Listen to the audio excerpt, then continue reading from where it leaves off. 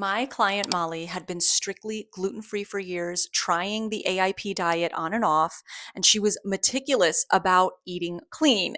Read every label, she asked every restaurant, she was doing everything right, and yet her thyroid antibodies were still super high. She was losing hair, woke up tired and went to bed tired, and she was reacting to foods left and right. Today, I'm going to tell you exactly what we found because what was happening to Molly is probably happening to more of you than you realize.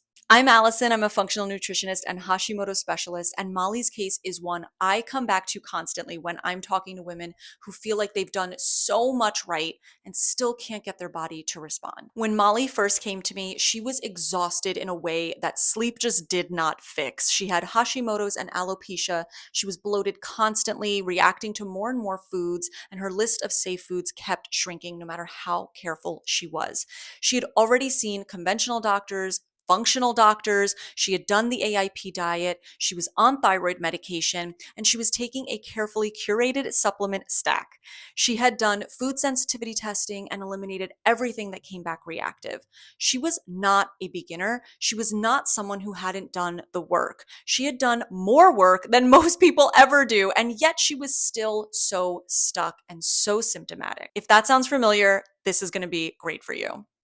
One of the first things that we did was run a GI map stool test. For anyone who hasn't heard of it, it's a comprehensive stool test that gives us a direct look at what's actually happening inside the gut. It's not a food sensitivity panel. It's not basic blood work. It's looking at the gut environment, pathogens, immune markers, digestive function, inflammation markers, the full picture.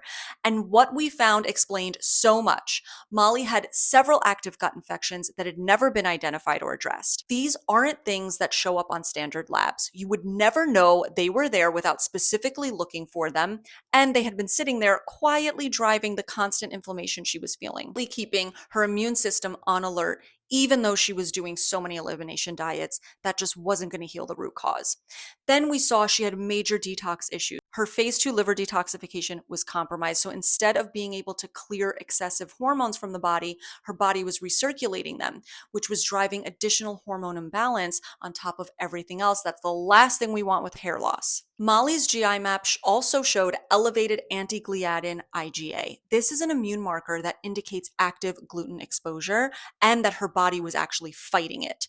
But Molly had been strictly gluten-free for years. So what gives? Where was this coming from? We dug into everything and we found it.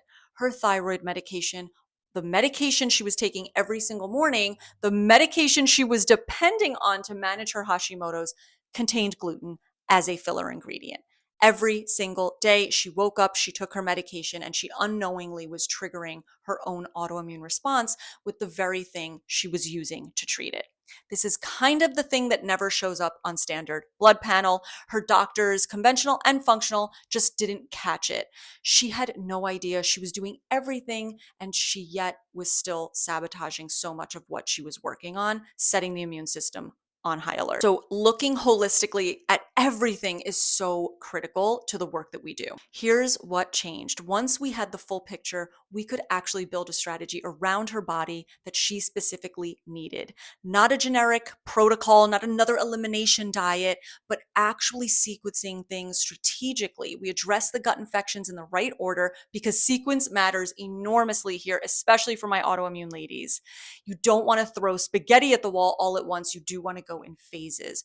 We supported her detox pathways to clear hormones properly, and we supported her in getting new thyroid medication from her doctor that did not have gluten in it anymore, thankfully. So that way everything worked together to calm her immune system. Of course, we supported her gut terrain with nervous system regulation, that gut brain therapy that is so critical to gut healing, to bring down the systemic inflammation she was feeling, and to calm down, of course, the daily stress and health anxiety she was essentially developing from all of this. That sequencing made such a difference for her, both to put it in practice, but then also to get the incredible results that she did.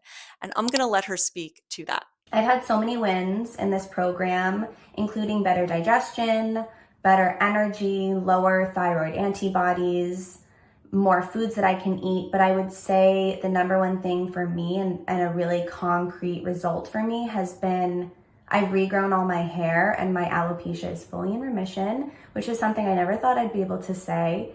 With all that being said, I am so grateful to this program. I'm so happy that I invested my time, my energy, and my money, because at 30 years old, I can honestly say this is the happiest and healthiest I've ever felt. So, in 6 months, Molly's Hashimoto's antibodies were the lowest they'd ever been in her entire life since her diagnosis. She is now fully in remission. Her alopecia went into remission. Her hair regrew. She reintroduced foods she had been avoiding for years, including coffee, which she was genuinely mourning and missing, all without the bloat, the digestive issues, without reacting. She told me she was feeling more energy, healthier, and happier than she had in years. That's not a miracle. That is not a lucky outcome. That is what happens when you stop guessing and start actually looking at the right things and giving your body the trust and support it needs to do the thing. Molly's story matters not because it's exceptional, but because it's actually not. Your body wants to heal. It was designed to. And those infections and the gluten issue and the detox issues were there all the time, but it hadn't been pieced together properly. Functional testing doesn't replace good clinical strategy, but without it, you are making decisions in the dark. So it's really critical to the process so that you're not just treating symptoms and you are looking at the root cause.